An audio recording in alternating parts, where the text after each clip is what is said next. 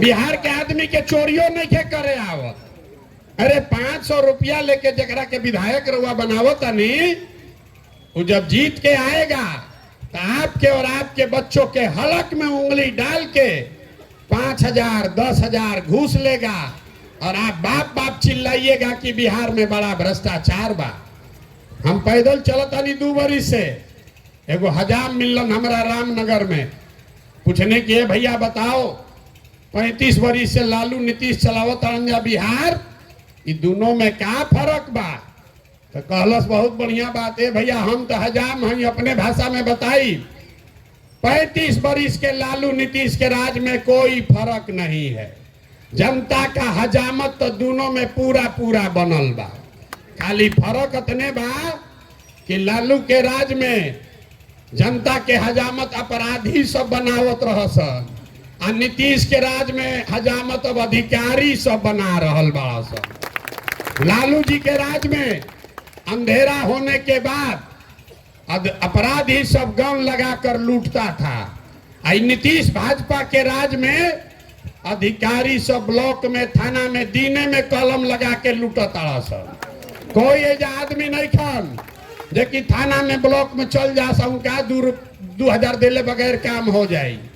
लेकिन 5 बरिस घूस देला के बाद, कष्ट कटला के बाद अभी भाजपा के आयल बड़न विधायक वोट मांगे तो सब आदमी अपन दाखिल खारिज के कष्ट भुला गई। अब नीतीश कुमार में उनका खराबी नहीं खे दिखत, अब उनका दिखत अब भूमिहार के है आगरा के है पिछड़ा के हो। अब उनके के जाके वोट दी हन, तब वोट दी हन तब चुनाव के बाद नीतीश के लोढ़ा खई हन। यह कहे आइल बानी, न सुधरिएगा आप, क्योंकि आपको सुधरना ही नहीं है। जब आपको अपने और अपने बच्चों की चिंता नहीं है, वो आदमी दूसरे का चिंता क्या करेगा?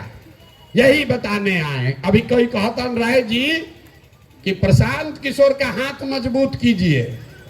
अरे भाई, हमको आपका साथ ना चाहिए, आप हमारा हाथ क्या मजबूत करिएगा? आप तो अपने बच्चों का हाथे नहीं मजबूत कर सके, आप हमारा हाथ मजबूत कीजिएगा। हम कितना पूर्वक बुझते हैं आप। अरे जो आदमी अपने बच्चा के लिए नहीं खड़ा हुआ, वो प्रशांत किशोर के लिए खड़ा होगा। हम 2 बरिस पैदल चले कि 20 बरिस चल दी, आप न सुधरने वाले हो रे भाई। यही बताने आए। कोई वोट वोट न मांगते हैं, हाथ होत नहीं जोड़ते हैं। ये भी नहीं कहेंगे राय जी जैसा कि आप अंगड़ाई लीजिएगा तो बिहार बदल जाएगा। घंटा कुछ नहीं होगा। आपका दुर्दशा जरा जाकर देख लीजिए रोड पर। हम आ रहे हैं गाड़ी से, इससे पिछड़ा इलाका कोई नहीं दिख रहा। काची के अंगड़ाई, खाली घर बैठ के अंगड़ाई लिया था। आपका दम कुछ नहीं है, आपका दम कुछ नहीं है। अगर दम होता तो ये जो नेता सब आप पर राज कर रहा है, इसको उखाड़ कर आप फेंक देते, लेकिन आपको दम नहीं है। कहता है बिहार में एक बिहारी 100 पर भारी। हम कहते हैं आपसे ज्यादा कोई कमजोर नहीं है। एगो गुजराती 100 गो बिहारी के मजदूर बना के खटावत ऐसे आदमी मोछ ऐठा ताड़न। एक बिहारी 100 पर भारी। आ लड़का भोजपुरी गाना सुन के नाचत हो गईलन सब मजदूर।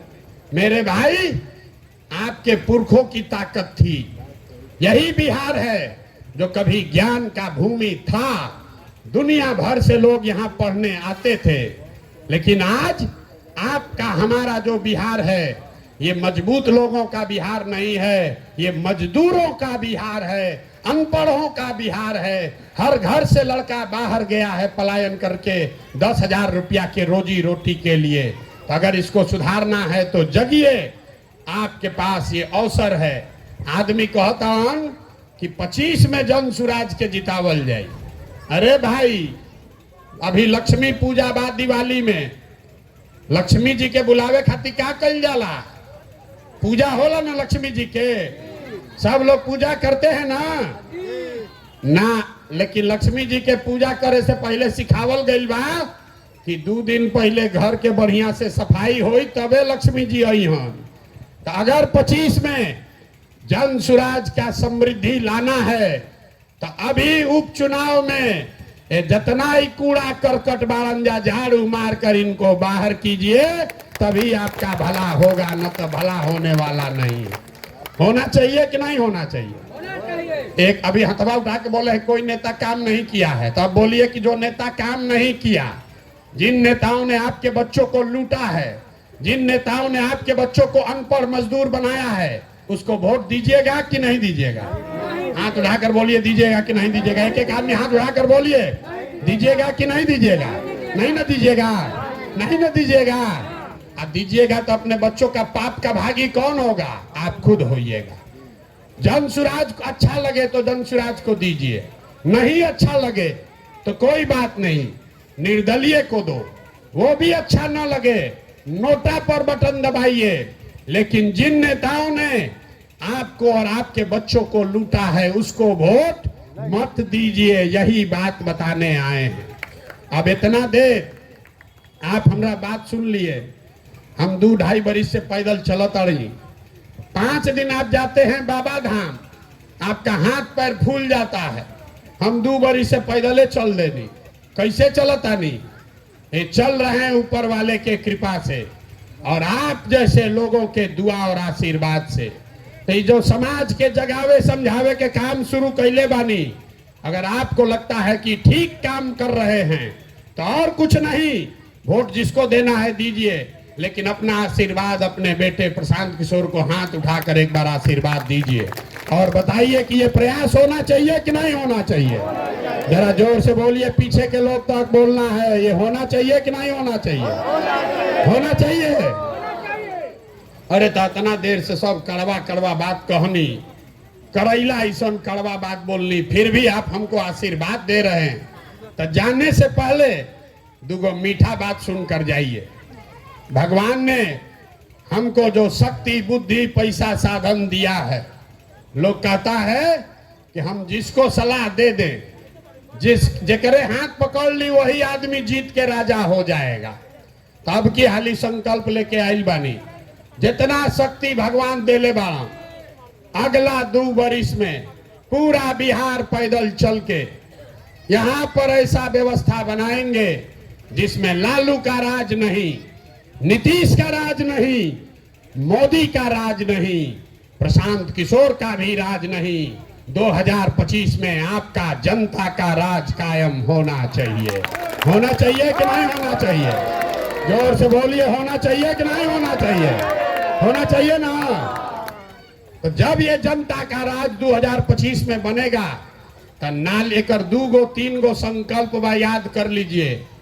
नाली गली बने चाहे मत बने, स्कूल अस्पताल जब सुधरी तब सुधरी, लेकिन पहला संकल्प है कि साल भर के अंदर जितना आपके घर का बाल बच्चा गया है बाहर मजदूरी करने, जो बच्चे यहाँ बेरोजगार बैठे हैं, उसको नौकरी हो या न हो, लेकिन सभी के लिए कम से कम 10 से 12 हजार रुपया के रोजी रोजगार का व्यवस्था यहीं पर करके दे दिया जाएगा।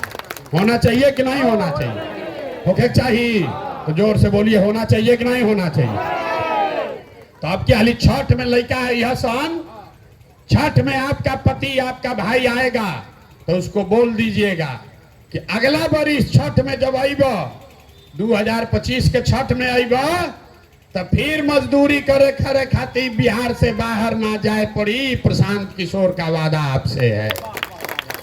और यहाँ जितना लोग 60 बरिस से ज्यादा उम्र के हैं, नीतीश कुमार 400 रुपया का आपको भीख दे रहा है। महंगाई के जमाना में 400 रुपया दे रहा है, अपने बैठा है कोठी में, गरीब आदमी को दे रहा है 400 रुपया। तो इसलिए तय हुआ कि जब ये जनता का राज बनेगा तो 60 बरस से ज्यादा उम्र के हर महिला पुरुष को कम से कम 2000 रुपया महीना पेंशन के व्यवस्था जरूर कर दी जाएगी। होके के चाहे कि ना होके के चाहे? जोर से बोलिए, होके के चाहे कि ना? ना बोलिएगा तो ना हो। जोर से बोलिए, होने के चाहिए कि नहीं चाहिए? 2000 होके के चाहिए ना। तीसरा और अंतिम संकल्प, ये पैसा से गरीबी ना दूर हो। गरीबी दूर तब हो जब लड़कन के पढ़े के व्यवस्था हो। आ गरीब का बच्चा जब पढ़ने जाता है सरकारी स्कूल में तो या खिचड़ी खा के घरे चल आवता लड़का पढ़ते नहीं थे। हमनी के देखी जे सरकारी स्कूल में पढ़ल बानी जा, सरकारी स्कूल से पढ़ के यहाँ पहुंचे हैं। नीतीश लालू के सरकार में पढ़ाई का व्यवस्था पूरा बर्बाद कर दिया, गरीब का बच्चा सब मजदूर बन गया। तो जनता का जब राज अगले बरस बनेगा, तो जब तक सरकारी विद्यालय ना सुधरी तब तक आप अपने बच्चा को प्राइवेट स्कूल में भेजिए, अंग्रेजी स्कूल में, और उसका पढ़ाई का खर्चा फीस सरकार के ओर से भरा जाएगा। होके के चाहिए ना भाई, गरीब के बच्चा भी अंग्रेजी स्कूल में पढ़े के चाहिए ना, चाहिए कि नहीं चाहिए? तो हम आपसे मांगे कुछ नहीं, एक ही चीज मांग रहे हैं। जिन नेताओं ने आपको ठगा है, बर्बाद किया है, आपके बच्चों का जीवन लूटा है, चाहे आपके जात का है कि धर्म का, उसको वोट मत दीजिए, ना तो ऊपर वाला भी माफ नहीं करेगा। वोट नहीं ना दीजिएगा। जो ये लोग चोरी बदमाशी किया है उसको वोट नहीं ना दोगे भाई ना। भी बहुत आदमी हाथ नहीं कर उठावत ना, सुधरिए ना आदमी, हाथ उठा कर बोलिए, एक एक आदमी को हाथ उठाना है। वोट नहीं ना दीजिएगा चोर बदमाश को, जोर से बोलिए, दीजिएगा कि नहीं दीजिएगा? नहीं ना दीजिएगा। एक बार अपने बच्चों के लिए ईमानदारी रखिएगा ना। अब पैसा बटी तो ले लेबे के बाद, जे पैसा देबे आई उनका से पैसा ले लेबे के बाद, ये गरीबे का पैसा लूट के बैठा है। पैसा लेने के बाद अंदर जाकर जेकरा के मन हो ओकरा के वोट दिया। लेकिन पैसा जो बांट रहा है गरीब का लूट के, सबसे पैसा ले लेना है, आप ही का पैसा है, याद रही ना। तो वोट केकरा के दिया है? अब किया ली जॉन सुराज के देवे से ना हुई। एक बार संकल्प लीजिए, एक बार जीवन में वोट नेताओं के बच्चे के लिए नहीं, अपने अपने बच्चों के पढ़ाई रोजगार के लिए देना है। देना है कि नहीं देना है? अपना बच्चा के लिए जरा जरा वोट देवे, हाथ उठाइए तो जरा हाथ उठाइए। किसको किसको अपने बच्चों के लिए वोट देना है? आज नहीं उठावती नेताजी के बच्चा खाती दी हंजा ना मनी हंजा। अभी बोलिए हाथ उठाकर, अपने बच्चों के लिए वोट देना है कि नहीं देना है? देना है। तो एक बार मिट्टी के सम्मान खाती एक बार बोल दिया जाओ। हम बोलब जय बिहार, आपको बोलना है जय जय बिहार, जय बिहार। ना जाके आदमी में दम नहीं थे। अतना नेता सब चूस ले ले बड़ा सन कि मुंह में आवाजों नहीं खे निकला। बड़ा लूटा है यहाँ का नेता सब। एक बार पूरा ताकत से बोलिए जय बिहार। अब पीछे के आदमी सब झारखंड में रहते हैं, अरे बिहारी को क्यों गरियाओ तारसन पूरा देश में। एक बार तो बिहार के नारा बोलो भाई, जय बिहार, जय बिहार, जय बिहार। घबराइए मत, एक बरस में आपको ये व्यवस्था बना कर देंगे। आपके बच्चों को पढ़ाई रोजगार के लिए बाहर नहीं जाना पड़ेगा। बहुत बहुत धन्यवाद।